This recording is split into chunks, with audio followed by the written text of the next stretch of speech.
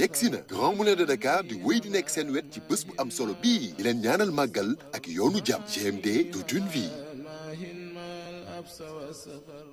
Radio Sénégal International 92.5 FM. Salam alaikum Sénégal ngi maaleykum salaam Sénégal ngi nanga def sawa Sénégal ngi maa ngi fi c'est ça Sénégal ngi. rajo Sénégal indi ay coppite ngir li gën waaye ngir li leen di bégal rajo Sénégal fii la jant bi di fenkee bu juróom benni waxtu jotee ci suba gi. Salam Sénégal. Salam Sénégal ay xibaar yu wér te bees ay archive ay fàttaliku ak i chronique bu leen ko kenn nettali juróom-ñaari waxtu ñaari journaliste di leen jukkil xibaaru réew mi ak bitim réew juróom-ñetti waxtu waxtaan ak ganuk Salam Sénégal juróom-ñetti waxtu bu tegalee fanweeri minute Allô Sénégal Allô Sénégal di jox kàddu gi askan wi plus près de vous émission buy bég ci yéen te di leen yokk bànneex bégee di leen bégee xumbal ak xumbute ba mi di jot rajo Sénégal di leen jox xibaar yu wér te wóor di leen bégal saa su ne. voilà 8h05 yegg si nañ ci pàcc bi ñoo dalalee sunu gan mi ngi Maram Ndiaye ginnaaw ba ma la nuyee ma bàyyi la ak gan gi. jërëjëf Arona Diouf maa ngi lay nuyuwaat di nuyu aussi tous les auditeurs de radio Sénégal am mbégte di ànd ak ñoom si jotaay bile muy waxtu gan gi si biir émission Salam Sénégal du nuyu d'abord suñu gan di docteur Ndongo Mané Kébé moom xam-xam màcc wàllu koom mu doon gëstukat itam nekk si daara ji kaw ji foofu nga xam ne rek mooy faculté bu ñuy woowee FASEC docteur tey ñu am mbégte di ànd ak yow si RTS rajo Sénégal dalal jàmm. jërëjëf monsieur Ndiaye maa ngi leen nuyu di la gërëm si invitation bi monsieur Diouf tamit maa ngi leen nuyu di nuyu képp kuy déglu jamono yi RSI donc di rafetlu invitation bi ni nga ko waxee maa ngi tudd Ndongo Mané Kébé nekk docteur en sciences économiques nekk chercheur fa ñu naan l'AREM muy laboratoire de recherche économique monétaire boo xam mi ngi nekk FASEC fële UCAD.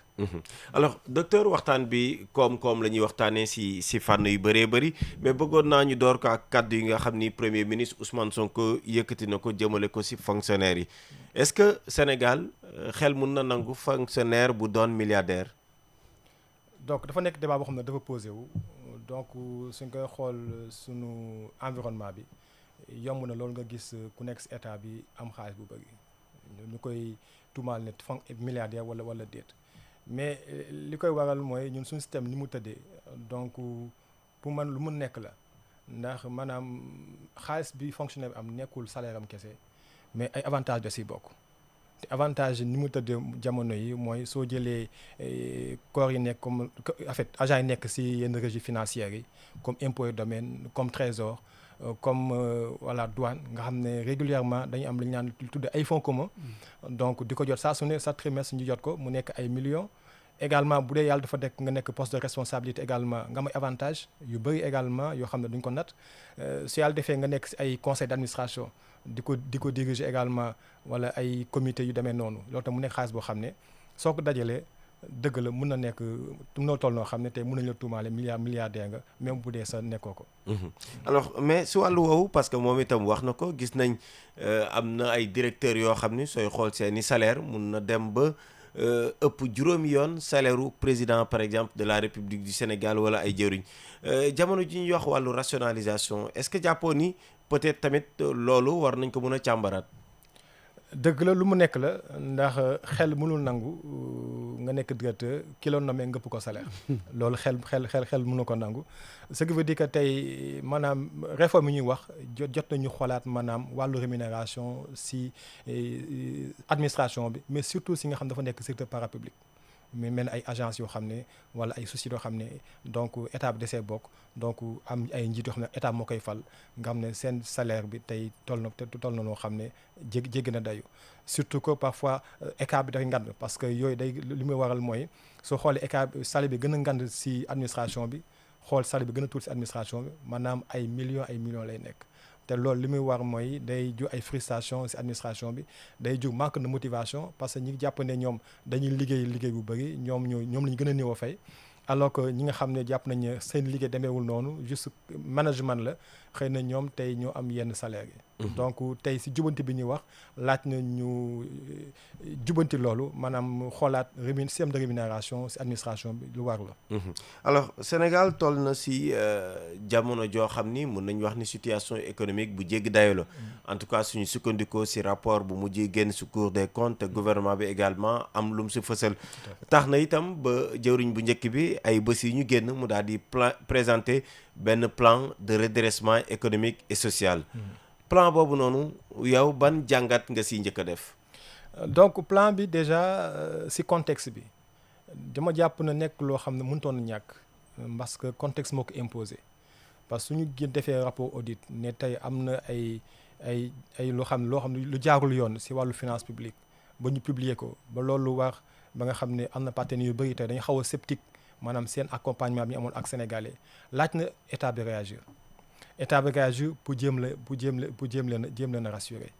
si wàllu boobu il faut ñu delloo njukkal état bi ndax je pense que l'état a pris ses responsabilités donc jël ay directives même bu dee c'est quelque part c'est discutable parce que on a vu suñu xoolee actualité bi ce sont des mesures qui sont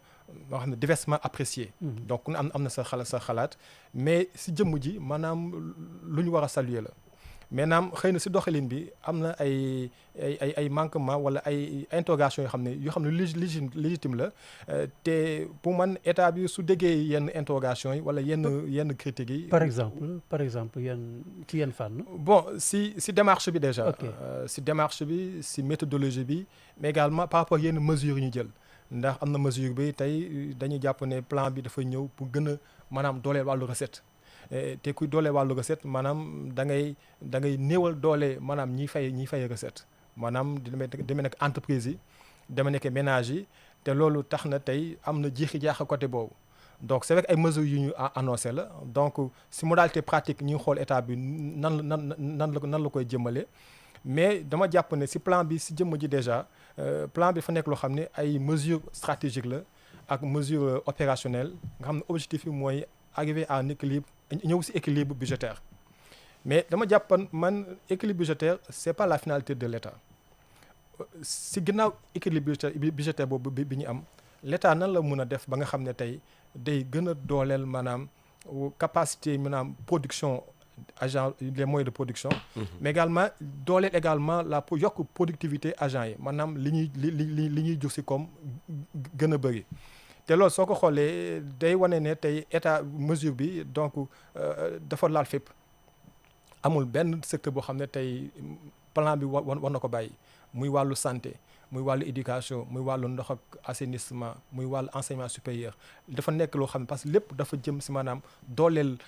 nit ki agent économique bi pour yokk capacité nga xam ne mooy produire mais également pour yokk sa productivité. donc moo tax si horizon temporel bi ñu joxe gëm naa ne ñetti at néew na loolu pour àgg si loolu parce que si ñoom seen jàngat ni ñu ko defee dañuy ne Sénégal bi ñu ko fekk dafa suuxe lool te laaj na jël ay mesures pour sukkali ko donc pour man mesures yooyu dafa laaj temps dafa laaj patience également donc moo tax xaw naa sceptique si déjà horizon temporel bi nga xam ne joxe nañ ko te mu nekk loo xam ne sori na soyewul ndax at yi dafa gaaw te soo xoolee déjà ñoom bi ñu nekkee si nguur ba léegi rek déjà mine de rien donc 15 mois jàll na 15 mois yoo xam ne tey ñi ngi jàpp ne Sénégalais yi ñi ngi jàpp ne tey defaguñ fi dara man du ma ne defuñu fi dara xëy na peut-être li mu def moo feeñagul li ñu def xëy na moo joxegul résultat mais dans tous les cas man damay inviter état bi si wàllu concertation donc ku mën a dialoguer ak acteurs yi ba nga xam ne tey nañ mën a jël en compte seen appréciation parce que plan bi li am solo mooy nit ñi acteurs yi dañ ko approprier état bi def na ko dëgg la mais bu dee ñu approprier wuñu plan bi maanaam doxalin bi dafay sooxe te acteurs yi entreprise yi waa fay impôt la acteurs yi ñun ménages yi nga xam ne dañuy fay impôt acteurs yi ñeneen ak ñeneen yi nga xam ne tey maanaam dañu war a fay impôt war a accompagner état si dynamique boobu di xaar si état mu defal leen mais également ñoom tamit ñu am ay obligations am dañ ko war a def état te bu dee souvent d'accord ñu si démarche bi day indi li nga xam ne dañuy xaw a réfractaire si yenn mesures yi ba tax ni ñu ko war a accompagner di ko accompagner. Alors avant ce plan am na yeneen plan yu fi jot a jaar lan nga jàpp ni peut-être moo nekkoon gàllankooru plan yooyu te bii war ko moytu pour suñ bëggee am réussite. Des fois rappel historique dafa am solo. parce que l'histoire dañuy enseigner lu bëri te souvent day tax ñu mën a xool yenn mesures yi nga xam ne doxutoon ñu jël ko ñu mën ko jubbanti. déjà damay xaw a déjà métti lu tax si présentation bi defuñu jàngat boobu ndax jàngat boobu suñ ko defoon tey doon na permettre ñu ne li moo doxutoon donc si plan bi donc bi yoon nañ ko jël en charge mais ñu bëri ñu ngi naan si tëralin bi am na différence ak yeneen plans yi c'est vrai que les contextes ne sont pas les mêmes donc bële ñu ngi woon début année 80 nga xam ne marqué yoo xam ne crise d'endettement bii ñu ngi woon début année 90 nga xam ne ñu ngi woon si fin wu mise en œuvre plan d'ajustement structurel. jëm dëgmal également li ñu naan évaluation d'évaluation. Donc loolu nekkoon contexte boo xam ne moo xawoon na marqué plan yooyu donc si plan bi ñu jëm nii déjà état bi li mu wan mooy si contexte actuel bi mooy ne déjà am na jiixi jaaxa si wàllu finance publique ni nga ko doon doxalee seen gis-gis maanaam dafa jaayewul yoon. ba tax na tey mu indi yenn déficit yoo xam ne tey li wax mooy rétablir ce qu'on appelle l'équilibre budgétaire mais comme ni ma ko waxee rek établir l'équilibre budgétaire c'est pas une finalité d'un plan finalité plan mooy fexe banaam ñuy dooleel acteur économique ba nga xam ne ku nekk di nga mën a demal sa bopp ba nga xam ne ni nga war a accompagner état dina doon li wax. Arouna oui. alors da nga laal sànq li nga xam te ne moo di askan wi ñu def plan bi seen ko moomeelu ko bopp nga ne dafa mel ni en tout cas defuñu liggéey boobu au préalable pour askan wi mën a xam lan moo leen ciy xaar dëgg. loolu yéen njeexital la mën a am. li ma wax rek question appropriation la parce que suñu delloo bëkki dem le 1er août bi ñu présenté. dama jàngat ne li ñu naan représentants élus locaux yi territoriaux yi jëluñu parole jàngat naa ko gis naa ne li ñu naan PTF jëluñu parole naan les partenaires techniques et financiers jëluñu parole donc lu tax jëluñu parole ñoom peut-être ñoo xam parce que ñoom ñoo invité wax ñi war a jël parole mais pour man acteurs yoo xam ne tey parce que suñu naan tey redressement il y a l'aspect certes vertical mais également il y a l'aspect horizontal te tey acteurs territoriaux dañoo nekk ay démembrements de l'État nga xam ne tey ñoo teewul État maanaam si wàllu si gox-goxaan yi ba waral tey ñu am li ñu naan ay compétences transférées compétences yoo xam ne ñu si wutu État pour maanaam doxal ko si wàllu gox-goxaan yi donc ñu mel noonu bu soo defee plan bu mel nii te maanaam bëgg la gisuguma maanaam nu leen impliqué maanaam li di jaaxa parce que ñoom certainement ñu ngi posé la question ñun nan lañu mën accompagner plan bi parce que certes dina laaj ressources également à leur niveau parce que xam nañu ne gox-goxaan yi ñu bëri amuñu yenn ressources yi ñu bëri seen doole fi ñu ko yaakaaree mooy fonds de dotation yi ak fonds de concours yi nga xam ne état da koy joxe te parfois mu yéex loolu suñ koy jot donc ñooñu war na seen taxawaay war na leer si plan bi te boobu dama jàpp ne état bi bu dee nekkutoon lu mu def war na ko jubanti maanaam xool maanaam gox-goxaan yi nu mu leen mën a impliqué si wàllu wàllu woowu surtout que tey dañoo nekk si contexte boo xam ne benn dynamique boo xam ne tey mënoo dissocier ce qu'on appelle planification économique sociale ak li ñu naan planification spatiale ñoom wax nañ ko sax def nañ ay pôle territoire ce qui veut dire que tey planification économique sociale booy def rek te boolewoo ko maanaam planification spéciale maanaam doxalin bi dafay des si foofu daal laay invité waa nguur gi bu dee nekkutoon loo xam ne jël nañ ko ñu jël ko en charge les PTF également ñoom jëluñu parole xaw ma ndax accompagner état si loolu parce que PTF suñuy intervenir si pays bi si benn réew maanaam orientation stratégique mooy seen référence si la ñuy basé wu concerté wu ak autorités yi ne leen wax ne ñun li mooy suñu domaine de concentration dañu ngi si wàllu ndox ñu ngi si wàllu assainissement ñu ngi si wàllu faj mi foofu lañ lay gunge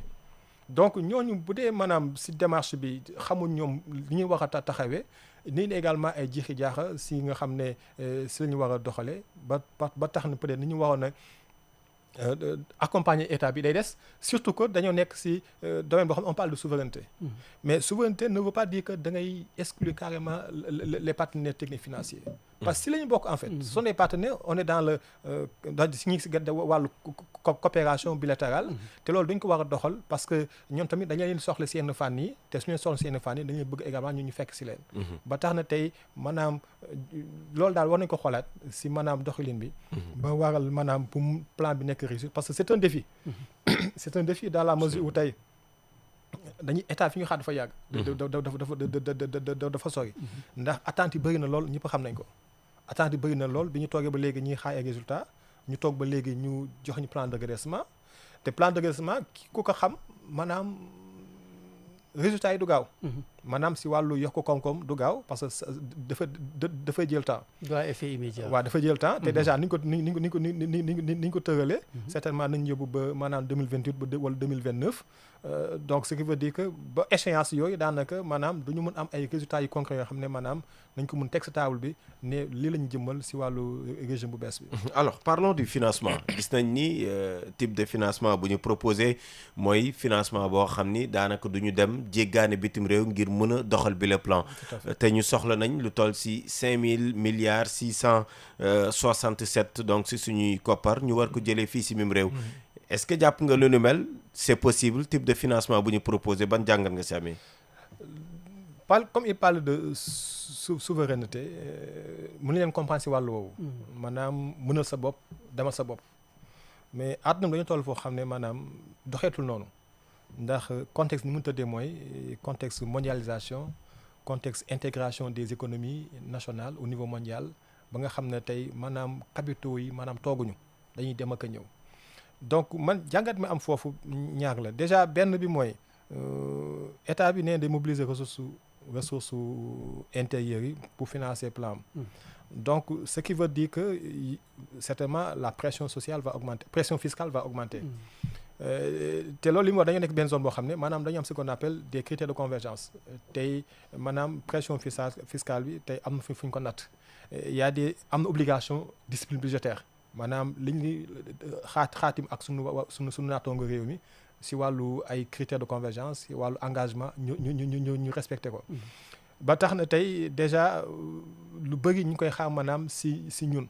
maanaam si acteurs économiques yi pour ñu maanaam ñu financer mais benn aspect bi am mooy tey état du ma nekkul ma kese moom kese ma soxla xaalis ñun ménage soxla nañu xaalis entreprise soxla nañu xaalis léegi li muy waral mooy daa am si économie li ñu tuddee effet d'éviction du secteur privé mooy état bi su taxee di leb man privé mu ñëw di leb kii lebal état lay lebal. parce que dañu ne état ne fait pas du def faillite état à chaque fois dina en fait l'état paye toujours ses dettes loolu la ñuy xam ba tax na maanaam ñoom pour prendre moins de risques ñu lebal état moo gën ñu lebal maanaam benn privé wala benn entreprise bu investir. Donc état bi day ñëw concurrencer au niveau national les autres acteurs économiques. Donc ba nga xam ne ñoom xëy na tey ni ñu waree jotee ci capitaux yi financer seen développement entreprise. maanaam day des. te état moom la gën a yomb état dem extérieur àbb xaalis que entreprise dem extérieur àbb xaalis. donc aspect tamit dañ koy jël en compte c'est vrai que yokk impôts yi baax na mobiliser ressources intérieures yi baax na ñu tuddee ressources endogènes. mais également souvent am na ñu naan trop d'impôt tuy l'impôt. impôt bu bëri maanaam dafay rey impôt parce que day tax maanaam kii fay impôt day ba sonn ba finalement li muy war mooy li muy def mooy nan lay def ba def maanaam lu ñu naan tuddee optimisation fiscale. tey situation bi ñëpp xam nañ ko critique na entreprise yu bëri tey difficulté yi ñuy rencontrer métti na si wàllu fiscalité da ngay dem ñu defal la redressement boo xam ne ay millions lay nekk nga wax ko fay. te li ma gis mooy dafa ñàkk manque flexibilité maanaam si doxalin bi. ndax tey soo amee acteurs yoo xam ne bëri ñu doole soo xoolee tey suñu tissu économique ñu bëri ay petite moyenne entreprise lañ. seen capital demeewul noonu. kooku tey soo bëggee ñëw fayloo ko si redressement fiscal si ñaari weer ñetti weer yenn millions yi mooy kay da ngay tëj. surtout que bu dee tey entreprise yooyu dañoo am ay factures si état bi. te pour état bi fay la il faut nga yóbbu quitus fiscal. xam naa si entreprise yoo xam ne tey dafa nekk blocage war nañu fay dugal facture pour jot seen xaalis mënuñu ko fay parce que war na am na quitus fiscal. quitus fiscal lu ñu dem la ñun il faut nga fay montant yi. te nii nga ko war a fayee te amoo doole boobu. donc mu nekk jafe-jafe yoo xam ne tey ñu bëri maanaam ñi ngi koy jàngoontal te laaj état bi am tuuti yërmande si doxalin bi. oui ban politique kon fiscale tey jii la ñu war a taxawal au Sénégal lan moo si gën. donc politique fiscale je parle sous le contrôle des fiscalistes dafa xaw a sensible ndax c'est vrai que pour man je suis contre ñu yokk fiscalité mais je suis pour que ñu explorer yenn niche fiscale yi. ça c'est important. moo ne Sénégal tey am na potentiel fiscal boo xam ne tey maanaam explorer wuñ ko maanaam am na ay activités yu bees yoo xam ne maanaam ne sont pas taxées ou bien sont très peu taxées tey je pense que niche fiscale yooyu tey la ñu war a dénicher xool fi ñu nekk ñu jéem a xool yan modalité yan stratégie la ñu mettre en place pour mën a maanaam jëli foofu xaalis. mais déjà ni mu tëddee nii damay am tuuti jiixi jaaxa su ñu naree yokku fiscalité bi alors que tey doole bi demeegul noonu. alors si wàllu yi également jamono ji nga xam ne ñu ngi xool naka la ñuy financer bile plan. gën a joyante suñu koom. taux d'endettement bi moom fa mu toll moom jéggi na dayo ñu ngi doon wax 119%. oui alors naka la état suñu tolloo situation bu nu mel naka la mun a def ba mun a répondre ñaari jafe-jafe yi nga xam ne rek tey jii moo fi nekk muy financement bi ñu war a dox ngir réew mi mun a dox mais également fas yéene fay bor yi. loolu day indi si déficit tey budgétaire bi ñu am maanaam parce que endettement boobu tey li ko waral mooy déficit budgétaire bi sama gëm-gëm mooy man taux d'endettement bi amul solo loolu dans la mesure où état bi am na capacité fay ko parce que souvent dañuy comparer solo bi état progression taux d'intérêt au niveau de l'endettement ak croissance bi mu créé fekkee man li may créé si croissance si richesse moo gën a gaaw gën a ëpp maanaam taux bi may fayee sama bor yi mën naa leb tey ñu ngi cité ay pays yu nga xam ne ñu gën a développé tey ñi ngi am yenn taux d'endettement yu ay 200%. yu ëpp wala yu sori loolu yu dépassé loolu niveau Sénégal mais tey ñi ngi dox parce que économie supporté na ko mën nañu def face à leur échéance de trésorerie. maintenant tey li tax xëy na mu critique maanaam dañoo jàpp ne am na dette boo xam ne dañ ko nëbboon te ñu soog a gis. donc tey la question bi ñuy posé mooy nan la mun def ba tey Sénégal ñu toll foo xam ne jamono boo xam ne ñu ngi parler de réforme des finances publiques ñu mun a am ay dettes yoo xam ne maanaam duñ ko déclarer donc loolu day poser un sérieux problème au sein même de l'administration donc suñu réew. lu ñu war a xool la. beneen aspect mooy état bi engagé na pour réduire déficit bi. suñu xoolee endettement bi li ko waral année yi passé Sénégal dafa def investissement yu bëri. tey leer na ñëpp ne tey soo jàllee Dakar ak yenn réew yi ak en fait si biir réew mi. am na investissement yoo xam ne maanaam toog rek du ko defar te soo bëggee defar sa réew te amoo les moyens option boo xam ne régime précédent du ko jël ñu respecté ko maintenant peut-être metti na ëpp na wala ëppul là c'est une appréciation qu'on peut faire. mais tey su may jël wàllu projet investissement de l'État maanaam rentabilité bi ñu siy xaar nekkul rek une rentabilité financière parce que ñu bëri dañuy jàpp ne cher na donc ñun du génn ñu si wala c'est pas rentable dégg naa ko si terre bi dégg naa ko si yeneen projet alors que état suy financé l'État est là pour représenter ñu li ñuy tudde maanaam l'intérêt général. tey quand l'État calcule sa rentabilité d'un projet c'est vrai que rentabilité financière bi am na solo parce que tey il faut ñu xam comme dañuy leb xaalis il faut ñu xam ne au moins li ñu koy dugal dina mën a jóg dara mais li ëpp solo état mooy rentabilité économique bi mooy maanaam projet yi may mettre en place lan lay jógal askan wi si wàllu réduction si transport bi si wàllu amélioration de la santé si wàllu cadre de vie et cetera. te loolu lépp si évaluation des projets dañ ko tenir en compte ba tax ñu naan ñuy déterminer ce qu'on appelle un bénéfice net si évaluation projet bi te tant qu'il y a un bénéfice net qui est positif dans le cadre de si évaluation d'un projet le projet est économiquement rentable parce que l'État bi son but c'est pas de faire du bénéfice mais son but mooy améliorer les conditions de vie et d'existence des populations moo tax moo xam ne tey moo wax la c'est appréciation xam ne ku ne mën nga ko am mais pour man taux d'endettement bi c'est pas un problème sauf que maintenant on est dans un cadre communautaire où il y a des règles qu'il faut respecter. Donc ce qui pose c'est un problème de discipline budgétaire ba nga xam ne tey mu posé wu te comme dañoo nekk suñu naataango ñu am lu ñu tëgg ñun ñëpp ko war a respecter lu metti maanaam ñu respecter maanaam li nga xam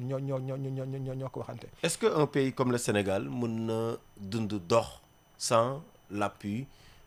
des institutions comme FMI, comme Banque mondiale. C'est possible? pour man dina jafe lool parce que sunu réew mi fi mu toll koom-koom fi mu toll amaguñu capacité boobu te ni ma ko waxee dañoo nekk ci contexte boo xam ne monde boo xam ne c'est un monde mondialisé. Les économies sont interconnectées. Les capitaux yi tooguñu fenn capitaux yi dañuy wër àdduna bi di dem di dugg fii di génn fële te souvent tey suñu nee dama soxla ma bitim réew mais na nga xool yow sa épargne nationale fan la toll est-ce que tey yow ni ñuy épargne au niveau national est-ce que doy na boo xam ne mën na la permettre yow nga mun di financer sa projet sans dem bitim réew parce que suñuy xool agents yi nga xam ne dañoo am capacité de financement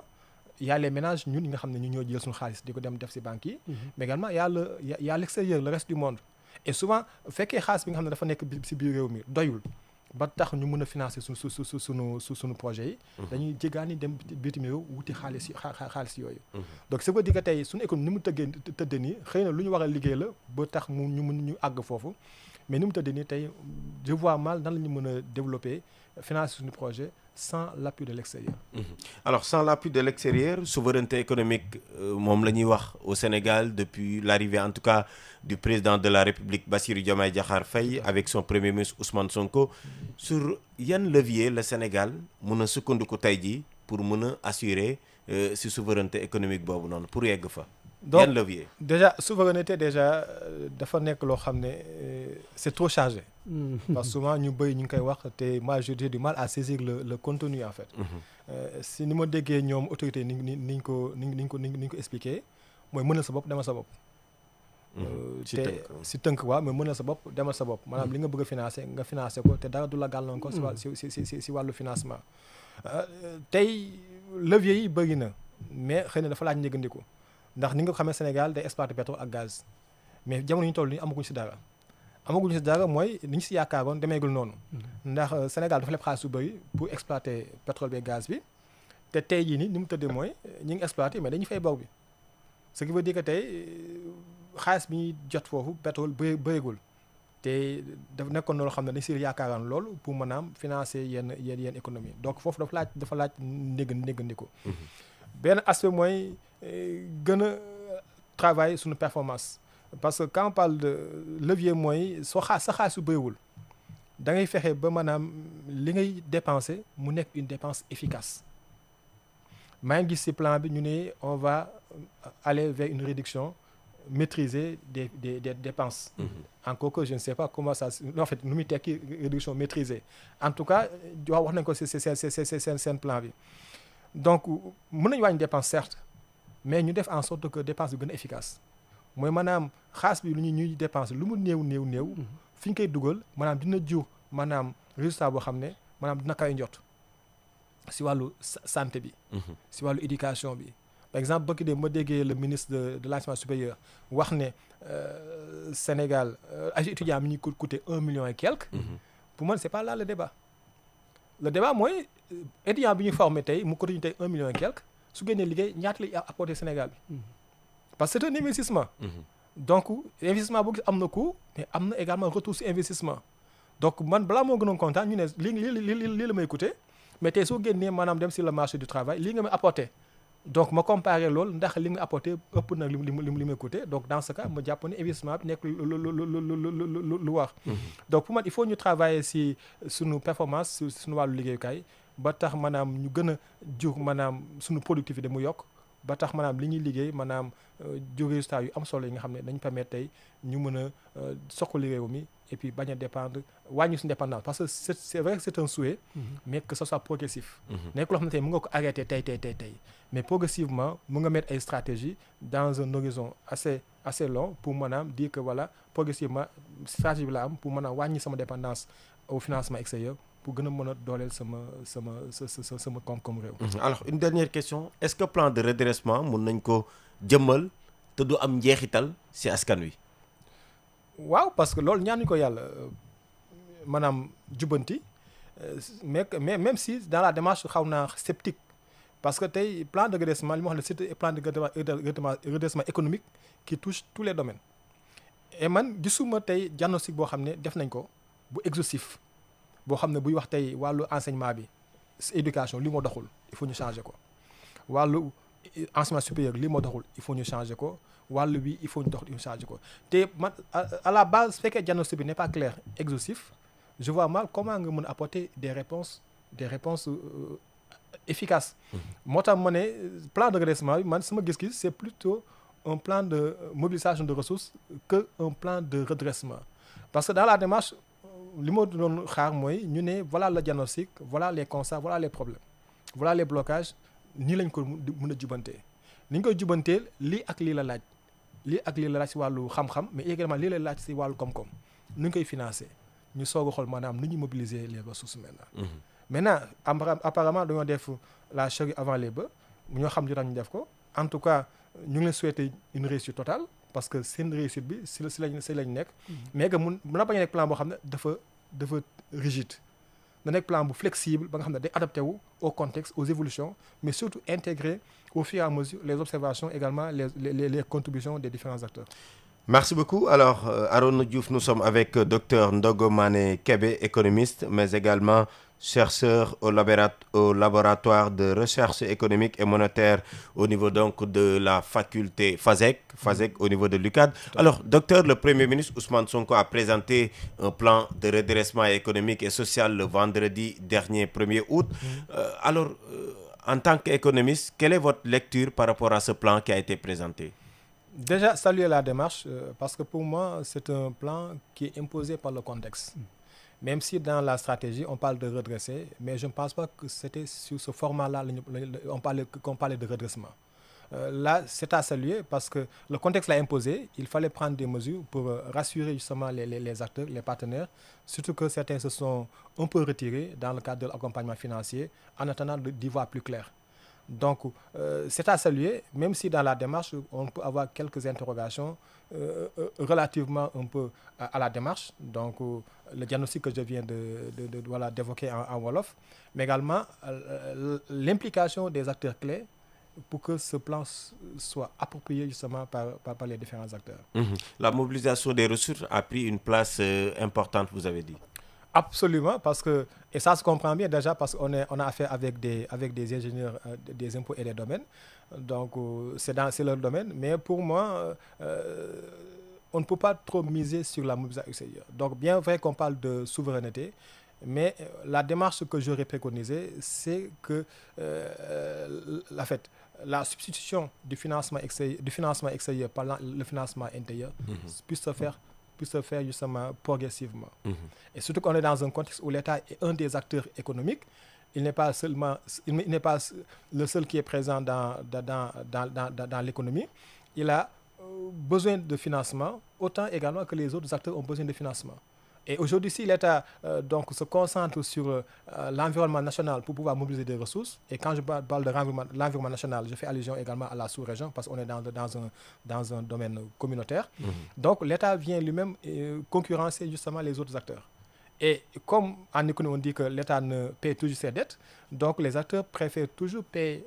prêter leur argent à l'État que de prêter leur argent justement à un privé. Ce qui amène un phénomène que nous connaissons en économie qu'on appelle l'éviction du secteur privé. Et justement, c'est ce risque qu'on risque de voir. En plus maintenant des difficultés que les entreprises pourraient se situer donc dans le cadre justement de l'augmentation de certaines dépenses. Alors ce plan ambitionne également de restaurer les équilibres budgétaires, mais tout en accélérant la croissance. Est-ce que vous pensez également que c'est la bonne formule? Comme je l'ai dit tout à l'heure, rétablir l'équilibre budgétaire n'est pas une finalité. Parce que le rôle de l'État, c'est en partie de booster l'économie, d'accompagner les acteurs. Et aujourd'hui, pour moi, la stratégie aurait voulu justement de mettre en place sur les programmes, sur comment justement améliorer les conditions de vie et d'existence des populations. Comment l'établissement de l'équilibre budgétaire va se traduire concrètement sur le terrain en termes d'amélioration aux services sociaux de base, santé, éducation et autres, en termes d'amélioration du cadre de vie, mais également en termes d'amélioration justement de la performance budgétaire. Docteur, Radio Sénégal vous remercie. C'est moi qui vous remercie, M. Ndiaye, M. Diouf. jërëjëf. Je vous remercie pour l'invitation. Merci beaucoup Arouna. merci beaucoup Migui Maram Ndiaye li ñu waxtaan ak suñu gan mbokk auditeurs yi mën ngeen réagir ndax Ouleye Kane mooy toog ubbi leen bu mu jokko bi Salam Sénégal di dellu si suba ak jàmm incha allah. Salam alaikum Sénégal ngi maaleykum salaam Sénégal ngi nanga def sawa Sénégal ngi maa ngi fi